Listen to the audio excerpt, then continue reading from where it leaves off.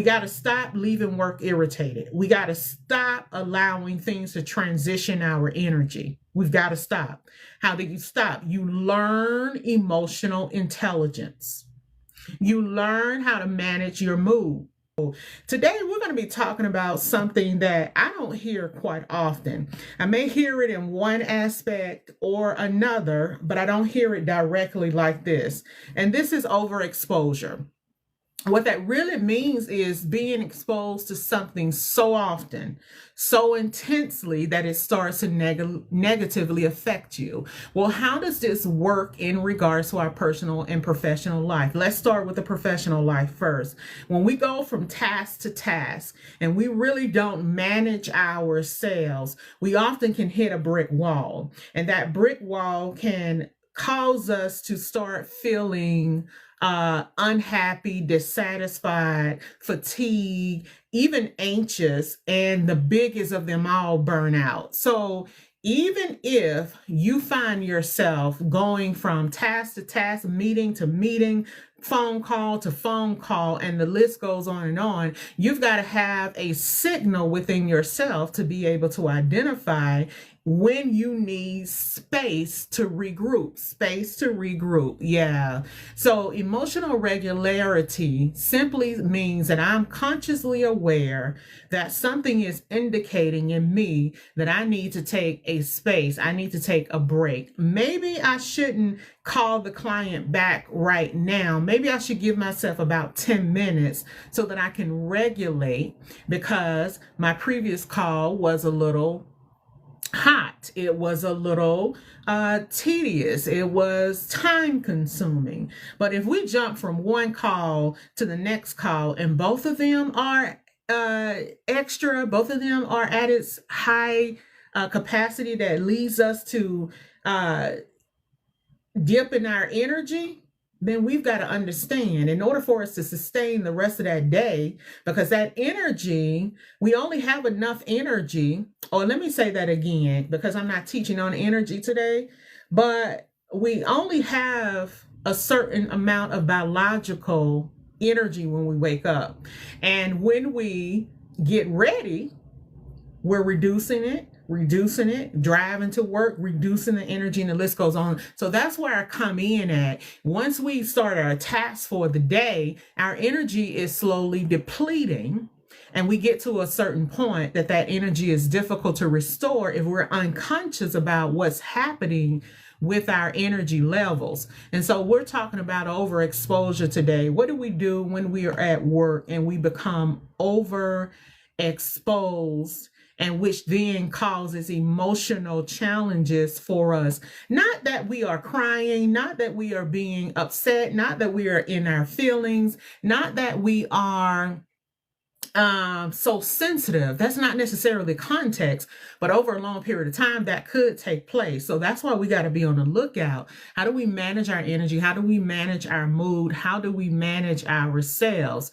And so in the scope of an emotional sense, overexposure happens when we are constantly absorbing information, stress and news and other people's moods and pressure without enough time to process or reset. So over time, this can lead to, again, mental fatigue, irritation, anxiety, burnout, even if nothing dramatic is happening. And that's what we don't understand. We don't understand that it is the small moments, it's the small steps over time that causes our emotional bandwidth to be broken. And so today I want to talk about how we can be mindful of emotional overexposure when we're going from task to task, meeting to meeting, talking to people, dealing with other people's moods because we're in leadership, dealing with other pressures, dealing with what the company is wanting or what the company is needing.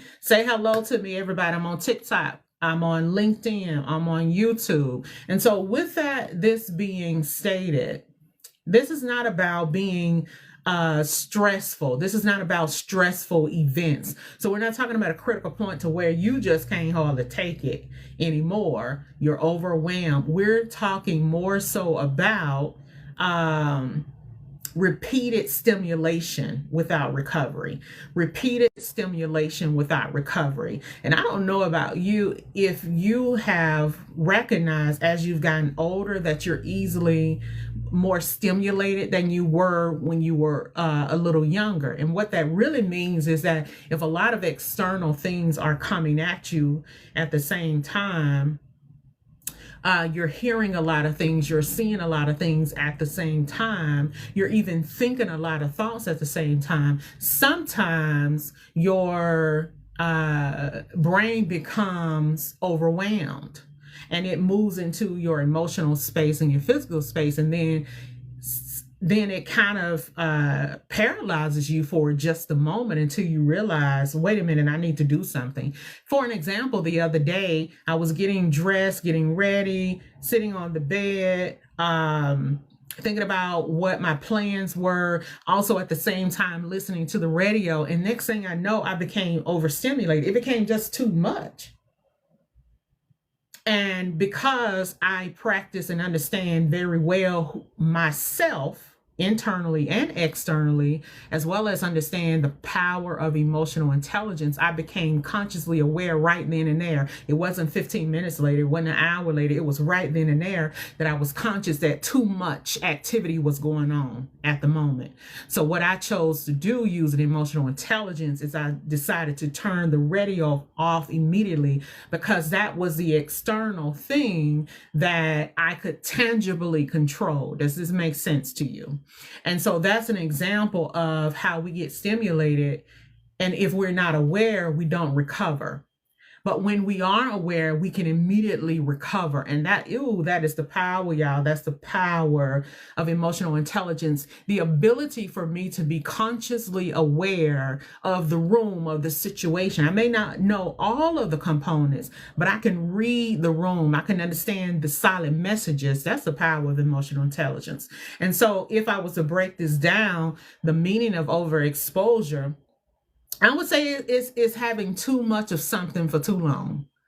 Just putting it in a baby terms. Like, for an example, again, if music is playing right loud all day and you never get a quiet moment, your ears and your brain will feel tired. Okay? Let me put it another way. Or if someone keeps talking to you nonstop and you never get a chance to turn and rest, or rather, you never get a chance or a turn to rest, you're going to feel worn out. Who gets worn out after conversing with somebody? Throw an emoji out there. Engage with me. Let me know that you relate, you understand. Okay? So with that being stated, we're talking about overexposure, being overstimulated with constant stimulation happening and going on, and your brain needing a break, but you're not recognizing that it needs a break. And so what happens is that at the end of the day, you're totally exhausted. You are totally drained, and you don't know what to do other than to go lie down or go and be, in your feelings. Sometimes people don't know how to regulate their mood. So they have displacement. They give their dissatisfaction, their discomfort to other people to whom it doesn't belong to. So with this being stated, if you feel tired before your day even really starts, you're not overworked. Hear me again. Concerning this context, you're not overworked. What is happening is you're overstimulated. All the explanation that I provided previously now relates to you understanding that the more that you are doing at work, the more that you are shifting, the more that you are multitasking, you're reducing energy. If you don't have enough energy, then you don't have enough capacity, room to put things in. Not literal, but room to do your job from task to task, phone calls to phone calls, meeting to meeting, leading personalities. If you are a leader, you know you got some personalities that you got to manage. And so with this being stated, you're silently draining your leadership capacity when you're emotionally overexposed. And so you can't show up the best way that you can show up. 9 out of 10, a lot of people just show up at their tip top shape. Okay, this is just my automation that I got to do. Get up, go to work, go into my office, try to get it together, try to do some paperwork, try to speak to somebody.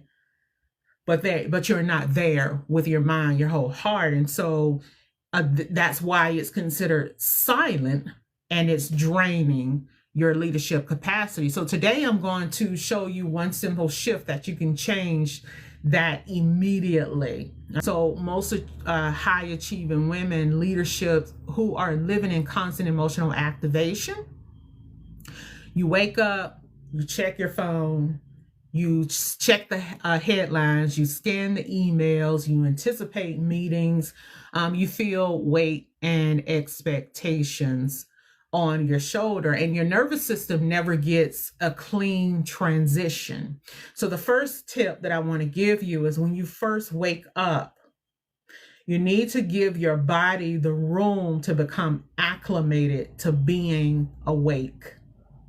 Well, I don't have time for that, you may say. Okay, then the next question becomes, how can you make time for it? How can you adjust your routine, your sleep hours, your wake hour to give yourself at least 5 to 15 minutes to be able to allow your brain to transition from repair modes, eyes closed, body repairing as you rest in your REM sleep, to that you are awake, alive, and preparing for the next stage, which is getting groomed and dressed. How do you do that? And if that's hard for you, then you can leave a question or send me a comment or a DM, a personal message, so that we can discuss this to help you to understand that you're always in control of your time. I don't care how many things are stacked up in your day. You always have control. You always have a choice to choose.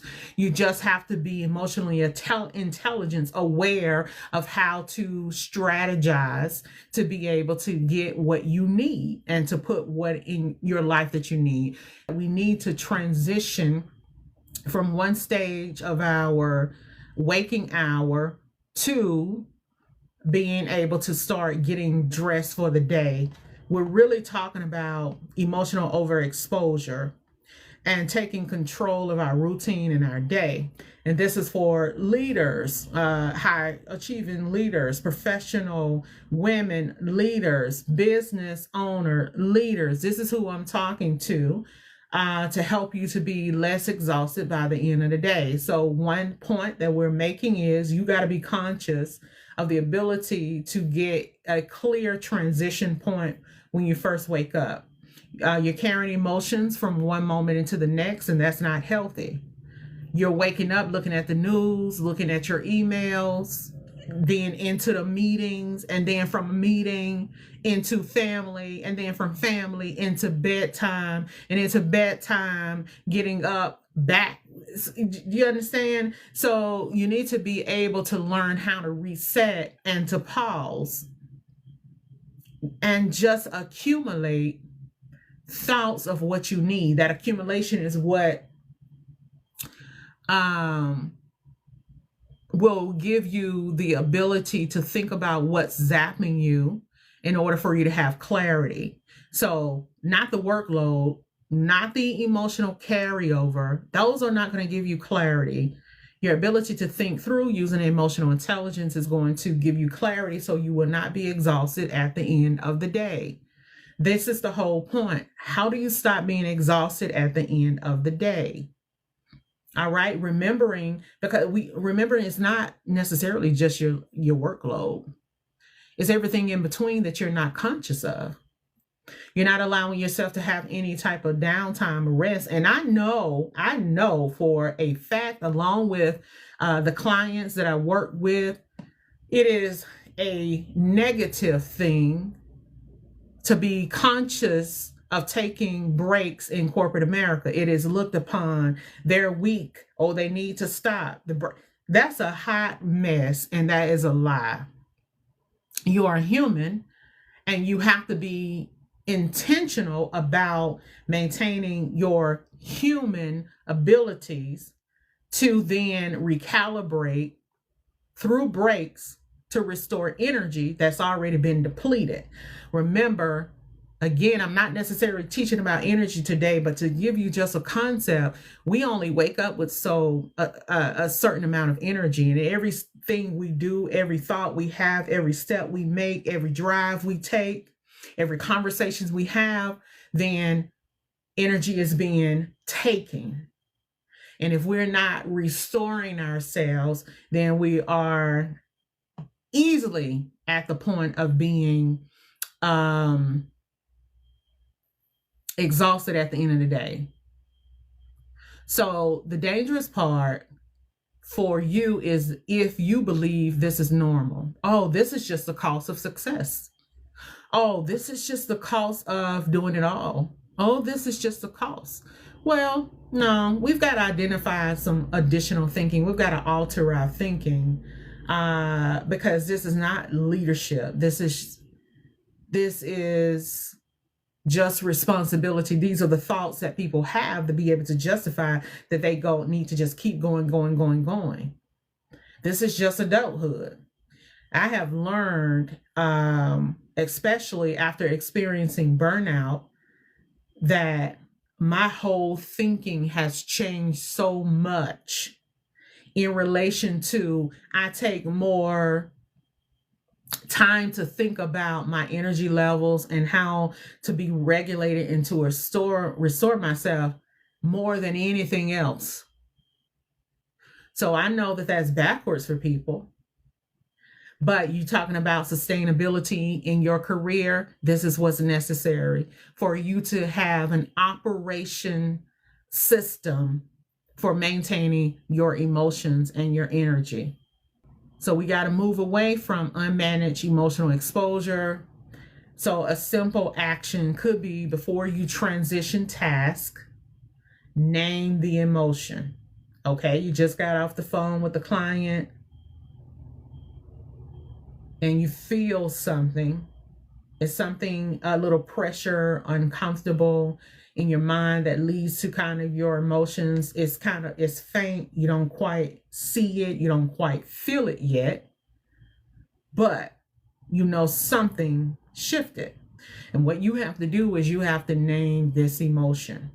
Now, because of my own experience, I have created an emotional reset toolkit that, y'all, it is a guide that you can just go through if you feel sad, mad, overwhelmed, stimulated, whatever. You go to it and it gives you a 2 to 1 minute step to regulate your mood.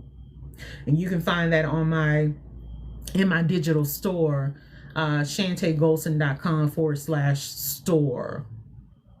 So with this simple move of just naming the emotion, your brain recognizes that you recognize that something just shifted, and then you'll become more peace regulated than the risk of increasing the trigger and moving towards panic. Panic just doesn't start just something happening, boom. Not all the time.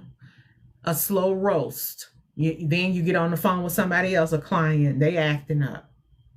Then you get on, so it's a slow roast that you can begin to trigger yourself. So all you do is just name what you feel. All right? Just name what you feel. You name it to yourself. You don't have to tell anybody. Just name, y'all, what you feel. Because this is an emotional regulation, easy step. This lets the brain know, hey, I recognize something is happening here, but hey, I'm strong enough in my development to know that I need to use a strategy. And you can use, you can purchase my guide that I just talked about that would get you on the road to recovery. It's amazing how many times that I hear people are dealing with anxiety and sadness and discomfort and a lack of clarity and uncertainty. The list goes at work, literally in the midst of work. And so my job is to teach them emotional regularity. I do it through 3 steps. Number one, teaching them emotional intelligence, teaching them emotional sustainability, and teaching them emotional control. Y'all think it's a game, but this is a game changer because it has everything to do with your thought process moving into your emotional space and moving into your behaviors. And if you can learn to reduce and catch the triggers, y'all, you will be so surprised how your day would end up being smoother rather than panic. So I teach people how to go from panic to peace. And I have a few slots left on my schedule. If you want to know how to book a call with me, all you got to do is send me a DM. That's it. And I'll tell you the next steps. Or I can tell you, my website. So I would prefer to have a short little conversation with you so that I can understand what you're going through and how to help. I'm a teacher at heart, and I just want people to make it. I want them to have the best life. I want them to live in their optimal space. That is my heart's desire. And so if you got a few more minutes, then I'll keep going. If you want to drop off, then I understand. Because we need help, y'all. Us as leaders, we're so taught, not necessarily just by external, but we teach ourselves how to be tough. We teach ourselves how not to let things bother us. But you are a human being and you need to let it go. You have the same issues that other people have. You just have learned to conceal them, control them, to suppress them. But that is dangerous, y'all.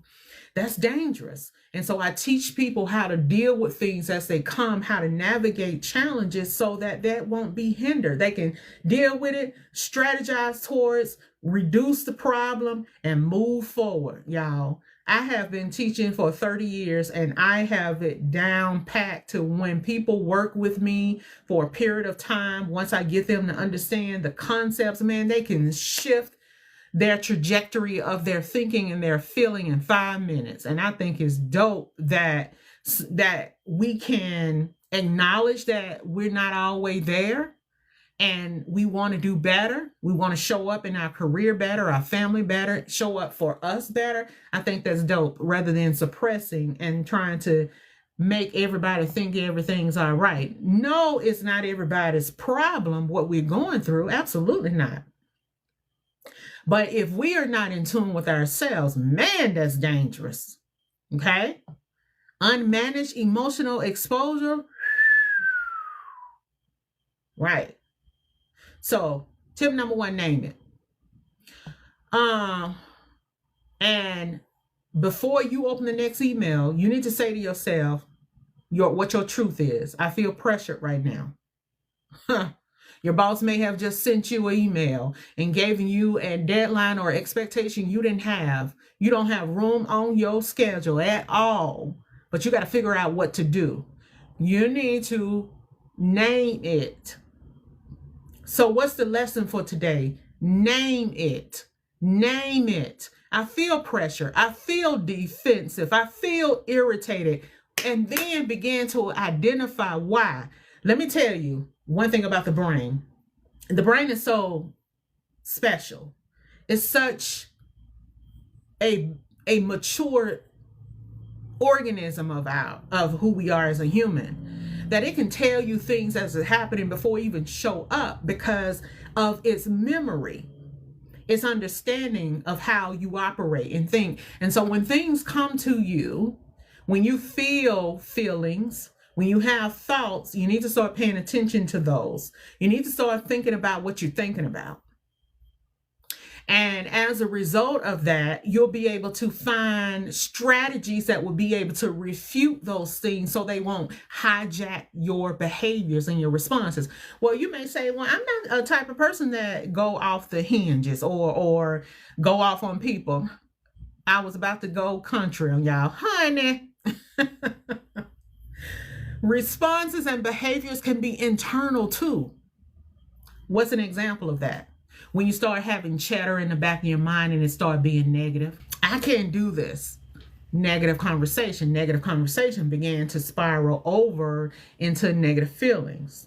and then again back to a negative response or behavior. When we name it, then you separate it.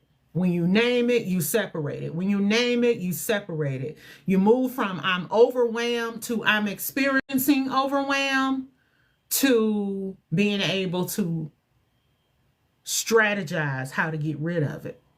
And that's the power, y'all, of emotional intelligence. Man, that's the power. It's something else. It's big to learn. It's simple to learn. The practice of it can be tedious, but once you learn, I mean, just like that, you can regulate your mood. You'll understand yourself. And that's exactly what I teach for high professional women. I have male clients as well, but this is what I teach. And so then this makes you show up better for your life. This makes you show up more energetic. This makes you show up more happier. I'm not just talking about this stuff just to talk about it. This stuff works and it's relevant to how you show up for your life. Leadership is much more than having a certain business acumen or skill. It goes deeper into that. What about the emotional skills? What about the mental skills? People, you don't think about that.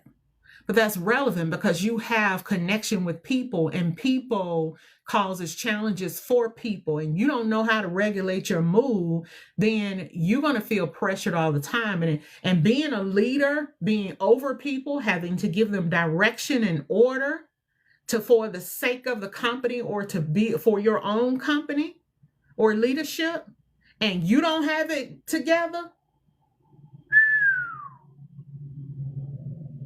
We got to stop leaving work irritated. We got to stop allowing things to transition our energy. We've got to stop. How do you stop? You learn emotional intelligence. You learn how to manage your mood.